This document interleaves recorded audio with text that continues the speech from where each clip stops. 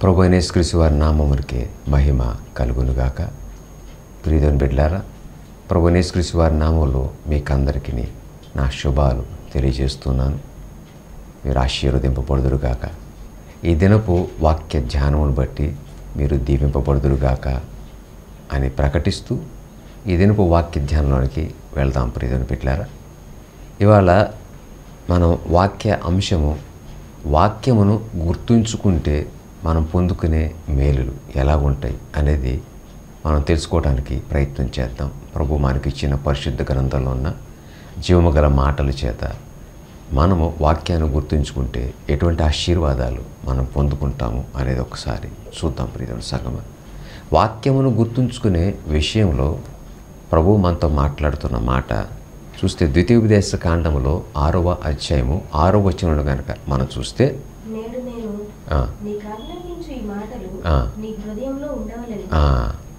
నేడు నేను మీకు ఆజ్ఞాపించి ఈ మాటలు మీ హృదయంలో ఉండాలి.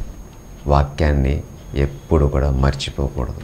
దేవుని మాటలు ఎప్పుడు మన హృదయంలో ధ్యానం చేస్తూ ఉండాలి. మొదటి కీర్తనలో అదే మనం చదువుకుంటాం. ప్రియదేవుని సంగమా, ఇంకా చూస్తే మనము వాక్యమును హృదయంలో ఉండటం అంటే ఏ రీతిగా ఉండాలి అనేది మనం కనుక గమనిస్తే కొలసీ పత్రికలో 3వ అధ్యాయము 16వ వచనంలో కనుక మనం చదువుకుంటే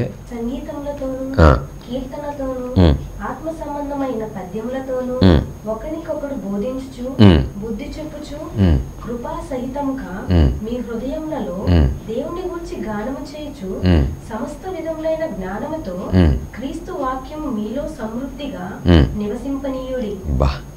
సమస్త విధములైన జ్ఞానముతో క్రీస్తు వాక్యము మీలో సమృద్ధిగా నివసింపనీయుడి. అరకొరగా ఉండకూడదు. క్రీస్తు వాక్యం మన హృదయంలో నిండుగా నింపబడి ఉండాలంట. మన హృదయం నిండా ఆయన వాక్యము, మన మనస్సు నిండా ఆయన వాక్యము ఉండాలని ప్రభు మనతో మాట్లాడుతున్నారు. ఇక్కడ మనం చూస్తుంటే క్రీస్తు వాక్యం మీలో సమృద్ధిగా నివసింపనీయుడి.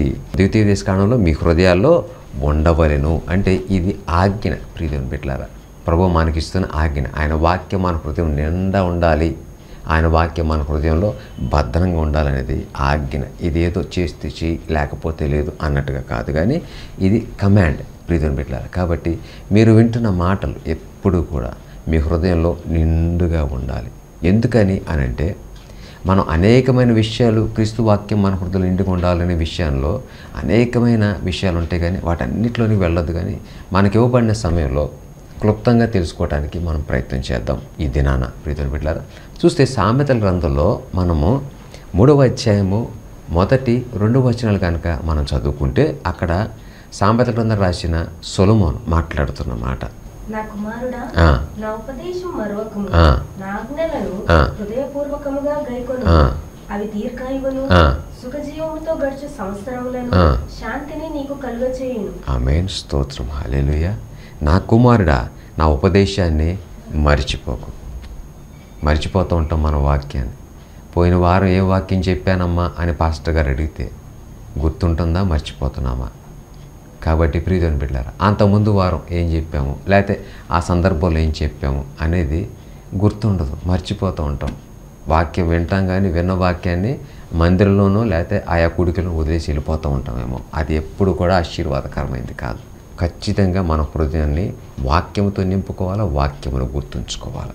ప్రియదేవుని సంగమా, ఎందుకనంటే ఇక్కడ మాట్లాడుతున్న మాట, నా కుమారుడా, నా ఉపదేశాన్ని మరువకు, అవి నీకు దీర్ఘాయువును సుఖజీవంతో గడిచే సంవత్సరాలని నీకు ఇస్తాయి. సుఖంగా జీవించాలని ఆశపడిన వారు, దీర్ఘాయువు అక్కర్లేదనుకునే వాళ్ళు వాక్యాన్ని విని మర్చిపోవచ్చు.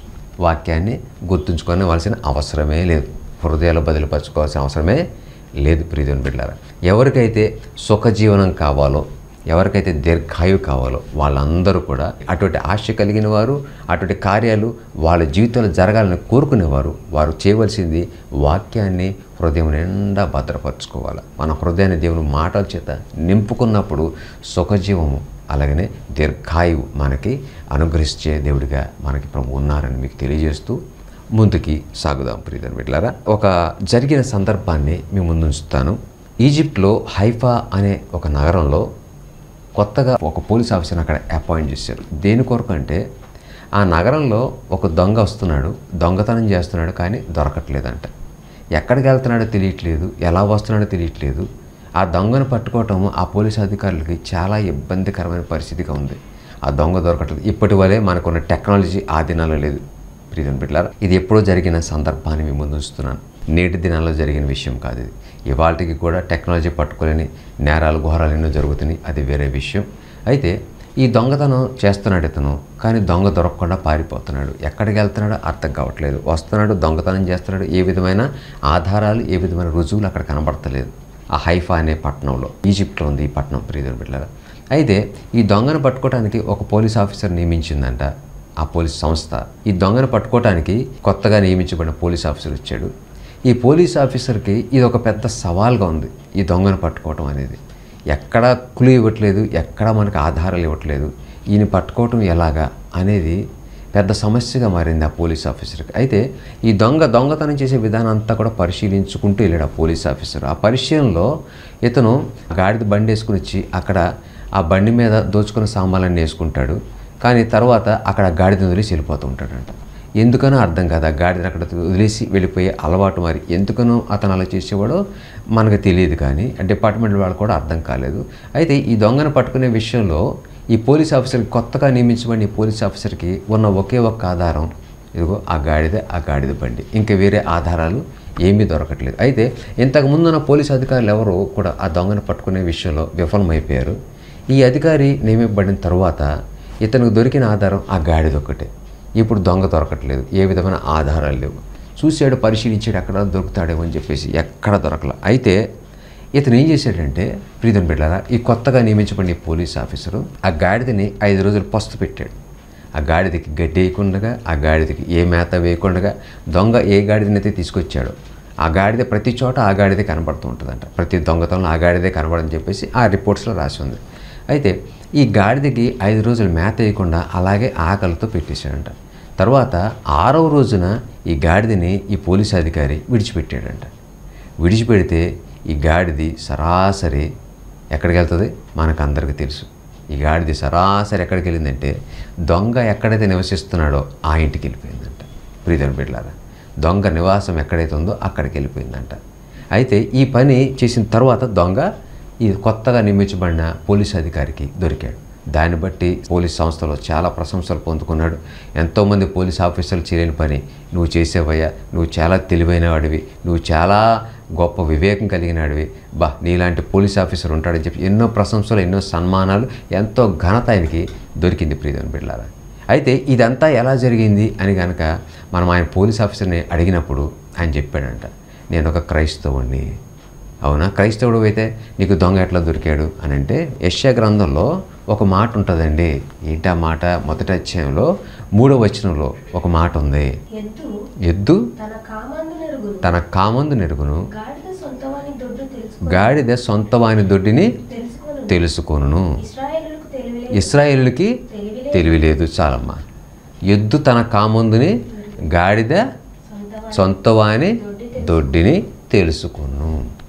ఇప్పుడు ఈ కొత్తగా నియమించబడిన ఈ క్రైస్తవుడైన పోలీసు అధికారికి ఆ దొంగ ఎలా దొరికాడు అని అంటే, ఏమీ ప్రయాసపడలా. మొత్తం అంతా పరిశీలించాడు, పర్యవేక్షించాడు. ఎక్కడా క్లూ దొరకట్లా. ఒక గాడిద మాత్రం ఉంది. గాడిదకి ఏమి తెలిసిన వాక్యం ఉంది? గాడిద తన సొంత వాని దొడ్డి తెలుసుకుంటుంది. గాడిద ఏం తెలుసుకుంటుంది? తన సొంత వాని దొడ్డి నెరుగును. అంటే విడిచిపెడితే ఇప్పుడు ఎక్కడికి వెళ్తుంది? ఇది తన యజమానుడు ఎవరైతే ఉన్నారో అక్కడికే వెళ్తుంది ఇది. అంతేగాని వేరొక యజమానుడి దగ్గరికి వెళ్ళడానికి అవకాశం లేదు. ఈ వాక్యంని గుర్తుంచుకున్నాడు ఈ పోలీస్ ఆఫీసర్. ఎప్పుడైతే అక్కడ గాడిద కనబడిందో అతను ఏం చేశాడు? పస్తు పెట్టాడు దాన్ని. ఆకలితో ఉన్న గాడిద ఎక్కడికి వెళ్తుంది? పక్కాడి దొడ్డికి వెళ్తుంది కదా, తన సొంత యజమాని దొడ్డికి వెళ్తుంది. అదే పని ఈ గాడిద చేసింది. అయితే ఇంత మెప్పుని, ఇంత ఘనతని, ఇంత ప్రశంసని పొందుకోవటానికి కారణం ఏమై ఉంటుందంటారు అని అంటే, వాక్యాన్ని గుర్తుంచుకున్నాడు. యెషయా గ్రంథంలో రాయబడిన ఈ మాట ఆ గాడిదను చూసినప్పుడు, వెతుకులాడుతున్నప్పుడు, పర్యవేక్షిస్తున్నప్పుడు, పరిశోధిస్తున్నప్పుడు అతనికి తెలిసింది గాడిద ఒకటే. కాబట్టి ఈ గాడిద ఎవరు, ఎక్కడికి వెళ్తుంది అనేది వాక్యంలో రాయబడి ఉంది. ఈ వాక్యము గుర్తుంచుకున్నాడు, అంతే. అతని జీవితంలో గొప్ప ప్రశంస, అతని బ్రతుకులో గొప్ప సన్మానం చూశాడు అక్కడ. ప్రియమైన బిడ్డలారా, వాక్యమును గుర్తుంచుకుంటే అంత అంత గొప్ప ఆశీర్వాదాలు మీ జీవితంలో నా జీవితంలో చూడగలుగుతాం. అంత గొప్ప మేళ్ళు మనం పొందుకోగలుగుతాం. అందుకనే మనం వాక్యాన్ని గుర్తుంచుకోము. కాబట్టి ఇకపై ఆ పొరపాట్లు చేయకూడదు. మీరు ఇక నుంచి వాక్యాన్ని మర్చిపోయేవారుగా మీరు ఉండకూడదన్న ఉద్దేశంతో ప్రభు ఆత్మచేత ప్రేరేపబడిన వాడే మీతో ఈ మాటలు మాట్లాడుతున్నాను. ప్రభుకి స్తోత్రములు కలుగునుగాక. హల్లెలూయా. ఇంకా మనం చూస్తే ప్రియమైన బిడ్డలారా, మనకందరికీ తెలుసు ఒక ఆయన పరిశుద్ధ గ్రంథంలో మార్కు సువార్తలో కనబడతాడు, మనకి మత్తయి సువార్తలో కనబడతాడు. ఆయన పేరు బర్తిమయ. బర్తిమయ యొక్క స్వస్థత ఎలా పొందుకున్నాడు, కళ్ళు లేని బర్తిమయకి స్వస్థత ఎలా వచ్చింది అని అంటే, ఇప్పుడు మనం తీసుకున్న అంశానికి దీనికి ఏమైనా సంబంధం ఉందా లేదా అనేది మనం ముందుకెళ్ళే కొద్దీ మీకు అర్థం అవడానికి వీలు కలుగుతుంది నేను అనుకుంటున్నాను. చూస్తే మన మార్కు సువార్తలో 10వ అధ్యాయంలో మనకందరికీ తెలుసు ఈ సందర్భం 46వ వచనం నుంచి మనం కనుక గమనించుకుంటే, మనమందరం ఇందాక చదువుకున్నదే 51 వరకు. వారు యెరికో పట్టణంలోకి వచ్చిరి. ఆయన తన శిష్యులతోనూ బహుజన సమూహముతోనూ యెరికో నుండి బయలుదేరి వచ్చుచుండగా తీమాయి కుమారుడగు బర్తిమాయి అను గ్రుడ్డి భిక్షకుడు త్రోవ పక్కన కూర్చున్నాడు. నజరేయుడైన యేసు అను వాడు విని, ఈయన నజరేయుడని యేసు అని ఆయన విని, దావీదు కుమారుడా యేసు నన్ను కరుణింపుమని కేకలు వేయ మొదలుపెట్టెను. ఊరకుండమని అనేకులు వారిని గద్దించిరి గాని వాడు దావీదు కుమారుడా నన్ను కరుణింపుమని మరి ఎక్కువగా కేకలు వేసి, అప్పుడు యేసు నిలిచి వారిని పిలువడని చెప్పగా వారు ఆ గుడ్డివాణ్ణి పిలిచి, ధైర్యం తెచ్చుకో, ఆయన నిన్ను పిలుచుచున్నాడు రమ్మని వాడితో చెప్పిరి. అంతట వాడు బట్టలు పారవేసి దిక్కున లేచి యేసు వద్దకు వచ్చెను. యేసు, నేను నీకేమి చేయగోరుచున్నావు, నేను నీకేం చేయాలని నువ్వు కోరుకుంటున్నావు అడుగగా, ఆ గుడ్డివాడు బోధకుడా నాకు దృష్టి కలుగ చేయమని ఆయనతో అనెను. అందుకు యేసు నీవు వెళ్ళుము, నీ విశ్వాసము నిన్ను స్వస్థపరచనని చెప్పాను. ఎక్కడ కనపరిచాడు ఈ బర్తిమేయ తన విశ్వాసాన్ని? బర్తిమేయ మనకు కనబడింది ఈ 4, 5, ఈ 6 వచనాలను కనబడ్డాడు. ఇతని విశ్వాసాన్ని ప్రభు ఎక్కడ చూశారు? అంత విశ్వాసాన్ని కనపరిచాడని చెప్పేసి ప్రభు అంతతో మాట్లాడుతూ, నీ విశ్వాసము నిన్ను స్వస్థపరిచెను అని మాట్లాడుతున్నారు. ప్రియమైన బిడ్డలారా, మనం జాగ్రత్తగా గమనించుకోవాలి. వాక్యం చదివేటప్పుడు, వాక్యాన్ని ధ్యానించేటప్పుడు, వాక్యాన్ని వినేటప్పుడు కూడా మనం చాలా జాగరూకులమై వాక్యాన్ని వినే విషయంలో మనం ముందుకు సాగవలసిన వారమై ఉన్నాం. ప్రియమైన బిడ్డలారా, ఇక్కడ చూస్తూ ఉంటే ఈ బర్తిమేయ త్రోవ పక్కన కూర్చున్నాడు. తీమాయి కుమారుడు బర్తిమేయ గుడ్డి భిక్షకుడు త్రోవ పక్కన కూర్చున్నాడు. అయితే ఇతను విన్నాడు యేసుక్రీస్తు ప్రభువు వారు ఆ మార్గం గుండా వస్తున్నారని. రోడ్డు పక్కన కూర్చున్నాడు ఇతను. అయితే కూర్చున్న ఇతను విశ్వాసం కలవాడే ఉన్నాడని చెప్పేసి ప్రభువు మాట్లాడుతున్నారు. అందుకని స్వస్థత వచ్చిందని చెప్పేసి మాట్లాడుతున్నారు. ఇది ఎలా జరిగింది అనేది మనం ముందుకు చూస్తాం. ఎలాగ విశ్వాసాన్ని కనపరచాడని మనం చూడడానికి ప్రయత్నం చేద్దాం. ప్రియమైన బిడ్డలారా, చూస్తూ ఉంటే 47వ వచనంలో ఆయన నజరేయుడైన యేసు అని వాడు విని, దావీదు కుమారుడా యేసు నన్ను కరుణింపుమని కేకలు వేయ మొదలుపెట్టెను. గద్దించినా గాని దావీదు కుమారుడా నన్ను కరుణించుమని మరి ఎక్కువగా కేకలు వేశాను. ఎవరు వస్తున్నారని విన్నాడు? యేసుక్రీస్తు ప్రభు నజరేయుడైన యేసయ్య వస్తున్నాడని విన్నాడు. రైట్. ఇప్పుడు వచ్చేది నజరేయుడైన యేసుక్రీస్తు ప్రభు అయితే ఈయన పిలిచేది దావీదు కుమారుడా అని పిలుస్తున్నాడు. ఎలా పిలవగలం? ఇది వచ్చేది ఎవరు? నజరేయుడైన యేసు. పిలిస్తే నజరేయుడైన యేసు నన్ను స్వస్థపరచు అని చెప్పాలి, అని అడగాలి. కానీ అట్లా కాకుండా దావీదు కుమారుడా అని సంబోధిస్తున్నాడు ఆయన. ఎందుకని అలా సంబోధించుంటాడు అని అంటే, ప్రియమైన బిడ్డలారా, దావీదు కుమారుడు అని ఎక్కడ రాయబడి ఉంది? ఆయన గురించి ప్రవచనానుసారమైన మాట. దావీదు వంశంలో నుంచి వస్తాడు ఆయన. ఆయన అందరికీ న్యాయం తెచ్చేవాడుగా ఉంటాడు, అందరి కొరకు ప్రాణం పెట్టేవాడుగా ఉంటాడు అని చెప్పేసి మనం పాత నిబంధన గ్రంథంలో ఈ విషయాలను మనం తెలుసుకుంటాం. యెషయా ముద్రించి చిగురు అని మాట్లాడతాడు. ఇలాగ అనేకమైన విషయాలని ఇప్పుడు వాటన్నిటిలోకి వెళ్ళడానికి మనకి సమయం సరిపోదు. ప్రియమైన బిడ్డలారా, చూస్తే ఇక్కడ ఈయన దావీదు కుమారుడా అని 2 మార్లు ప్రభుని సంబోధించడం మనం చూస్తాం. దాని వలన అతను స్వస్థత పొందుకున్నాడా అంటే దానివల్లనే విశ్వాసం అక్కడే కనబడుతుంది. అంటే మీకు అర్థం కాకపోవచ్చేమో, ఇతను దావీదు కుమారుడు అని ఎందుకు పిలిచాడు, యేసు అని ఎందుకు పిలవలేదంటే ప్రవచనాన్ని నమ్మినవాడిగా ఉన్నాడు. ప్రవచన పురుషుడు రాబోతున్నాడు. మోషే చెప్పినట్లుగా నా వెనుక వచ్చువాడైన యేసయ్య, ఆయన మీరు నమ్మాలి, ఆయన నన్ను విశ్వాసం ఉంచాలి అన్న మాటలు ఈ బర్తిమయ్య ఎక్కడ వినుంటాడు అని అంటే అపోస్తుల కార్యాలను మనం చూస్తే ప్రియమైన బిడ్డలారా 13వ అధ్యాయంలో 27వ వచనంలో యెరూషలేములో వారి అధికారులను ఆయనను ప్రతి విశ్రాంతి దినమున చదవబడుచున్న ప్రవక్తల వచనములైనను గ్రహింపక ఆయనకు శిక్ష విధించుట చేత ఆ వచనములను నెరవేర్చిరి. స్తోత్రములు కలుగునుగాక ప్రభుకే. హల్లెలూయా. ఇక్కడ చూస్తుంటే యెరూషలేములో కాపురముండువారు వారి అధికారులను ఆయనను ప్రతి విశ్రాంతి దినమున చదవబడుచున్న ప్రవక్తల వచనములనేనను గ్రహించలేదు వాళ్ళు. కానీ గుడ్డి అడుక్కునే వాళ్ళు సాధారణంగా ఎక్కడ ఉంటారు అని అంటే మందిరాల దగ్గర, లేకపోతే ఆ త్రోవల పక్కన ఉంటారు. కానీ సహజంగా మందిరాల పక్కన మనము చూస్తూ ఉంటాం, చర్చిల దగ్గర లేకపోతే ఏదైనా ఒక మందిరం దగ్గర మనం చూసేది గుడ్డి వాళ్ళని, కుంటి వాళ్ళని, వీళ్ళు అక్కడ అడుక్కుంటూ ఉంటారు, మనం చూస్తూ ఉంటాం. అలాగే ఈ మందిరంలో విశ్రాంతి దినాన మరి ఏం జరుగుతుందంటే ప్రతి విశ్రాంతి దినమున చదవబడుచున్న ప్రవక్తల వచనములను ఇతను ఎక్కడ కూర్చునేవాడు అని అంటే మందిరం గుమ్మానికి బయట కూర్చునేవాడు. కూర్చుని ఇతనికి ఏం వినబడుతున్నాయి? ప్రతి విశ్రాంతి దినాన ప్రవక్తల వచనాలు, ప్రవచనములన్నీ కూడా దేని గురించి కనబడతాయి మనకి? ఎవరి గురించి? ప్రభువైన యేసుక్రీస్తు వారి రాకడ గురించి. ఆయన వచ్చినప్పుడు ఏం జరుగుతుంది? గుడ్డివారి కన్నులు తెరవబడతాయి, కుంటివారు నడుస్తారు. ఇవన్నీ కూడా మనకి పాత నిబంధన గ్రంథంలో కనబడతాయి.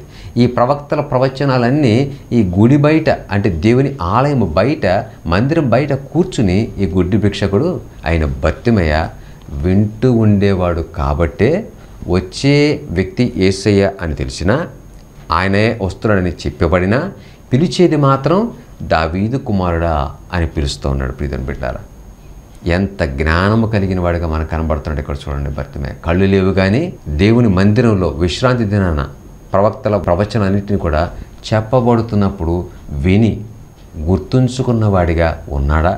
అది రాయబడలేదు. కానీ బర్తిమయ్య దేవుని మందిరం దగ్గర కూర్చున్నాడా లేదా అనేది రాయబడలేదు. కానీ ప్రభువైన యేసుక్రీస్తు వారు అంటున్నమాట, నీ విశ్వాసము నిన్ను స్వస్థపరుస్తుంది, నువ్వు వెళ్ళు అని చెప్పేసి మాట్లాడారు. ఈ విశ్వాసం ఎక్కడ కనబడిందంటే అతని పిలిచే పిలుపులో కనబడింది. ఏమని యేసయ్య అని పిలవలేదు కానీ దావీదు కుమారుడు అని 2 మారు అదే పిలుపు, అదే కేక పెట్టాడు. ప్రియమైన బిడ్డలారా, ఆ కేకకి, ఆ పిలుపుకి యేసయ్య నిలిచిపోయి అతను కోరుకున్నది అతని జీవితంలో అతనికి ఇచ్చి ఆయన వెళ్ళినట్టుగా మనం చూస్తూ ఉంటాం.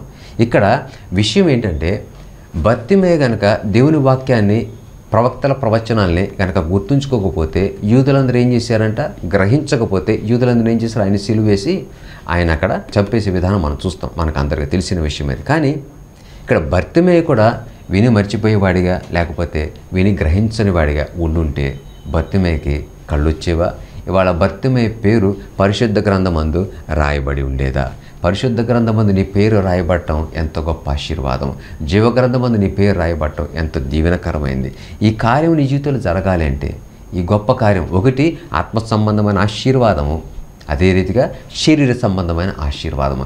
ఈ 2 ఆశీర్వాదాలు బర్తిమయ్య ఇక్కడ పొందుకున్నట్టుగా మనం చూస్తున్నాం. పరిశుద్ధ గ్రంథమందు పేరు రాయబడి అంటే సామాన్యమైనది కాదు. ప్రియమైన బిడ్డలారా, జీవ గ్రంథమందు నీ పేరు రాయబడటం చాలా గొప్ప ఆశీర్వాదకరమైనది. దీనికి కారణము వాక్యమును గుర్తుంచుకోవడం. అందుకని హృదయంలో వాక్యముని మీరు సమృద్ధిగా నివసింపనీయండి.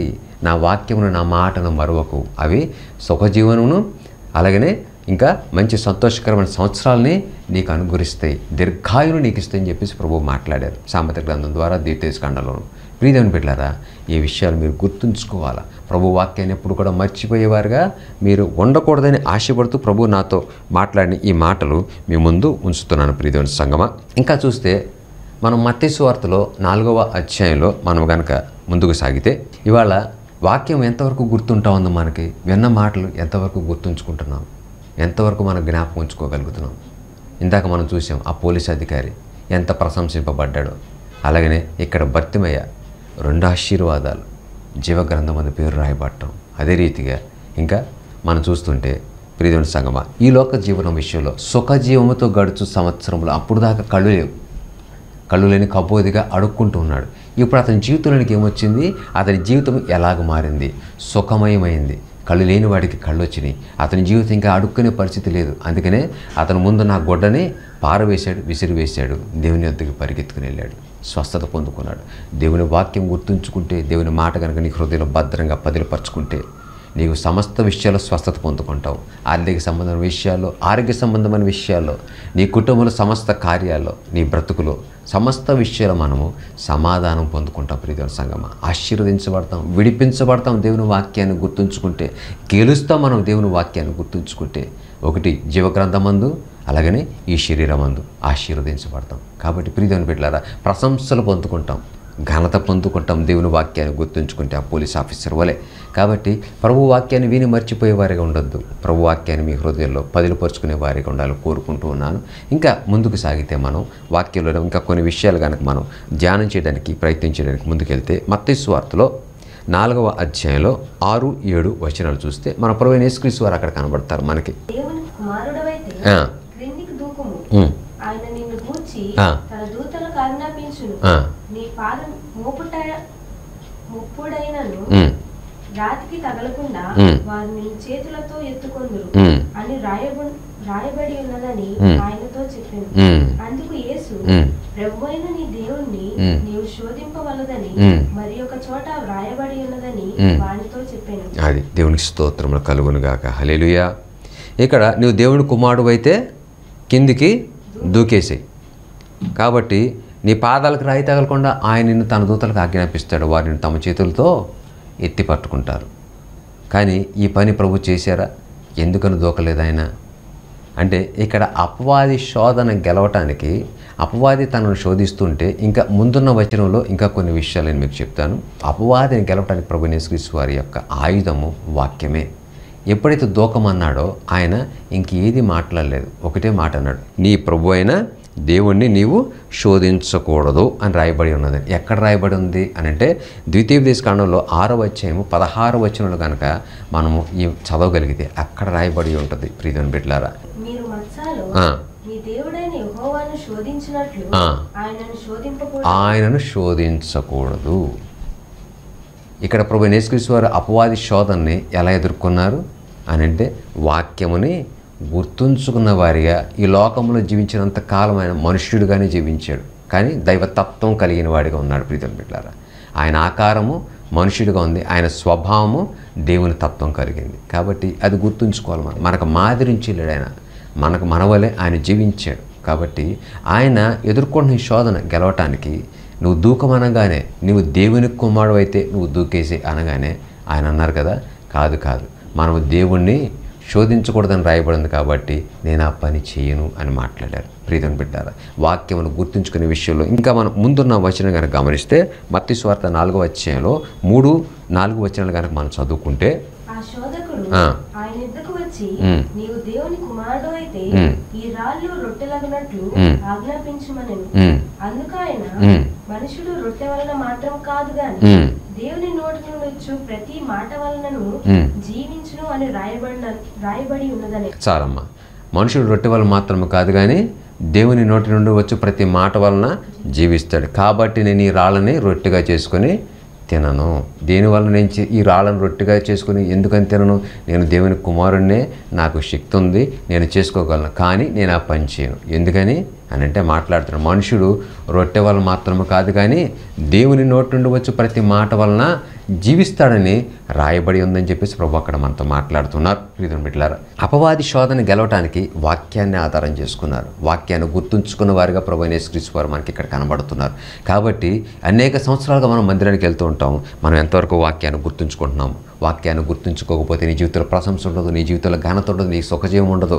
వాక్యాన్ని గుర్తుంచుకోకపోతే నువ్వు అపవాదిని గెలవలేవు అని చెప్పేసి ప్రభు ఇక్కడ మనతో మాట్లాడుతున్నారు. ప్రియమైన సంగమం, ఇంకా చూస్తే మత్తయి సువార్త 4:8, 10వ వచనం వరకు, కొండ మీదకి ఆయనను తోడుకొని పోయి ఈ లోక రాజ్యములన్నిటినీ వాటి మహిమను ఆయనకు చూపి, నీవు సాగిలపడి నాకు నమస్కారం చేసినలా వీటన్నిటినీ నీకు ఇచ్చేదనని ఆయనతో చెప్పగా, యేసు వానితో, సాతానా పొమ్ము, ప్రభువైన నీ దేవునికి మొక్కి ఆయనను మాత్రము సేవింపవలను, ఆయన మాత్రమే సేవించాలి, కాబట్టి నేను మొక్కను అన్న మాటని ఎక్కడి నుంచి చెప్పారైనా?